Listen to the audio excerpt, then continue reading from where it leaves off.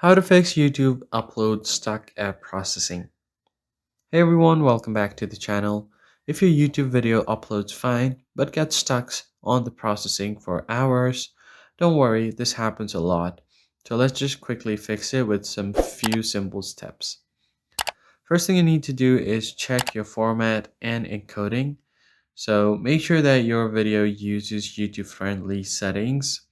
The best combo is MP4 H.264 video plus AAC audio. You can check the format on YouTube Studio, tap on it, and before you upload it, you can also check if there are any unusual codec or screen recording formats that often cause the processing. Once that is done, you can try to re-upload the video. To go over to here, tap on the plus icon at the top, select any one of your video, and once you've selected it, tap on upload short.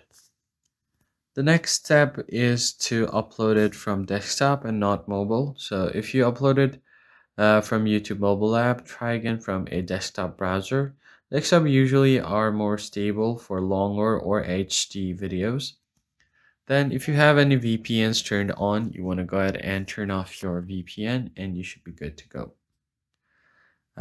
These are some of the steps you can follow to fix the issue.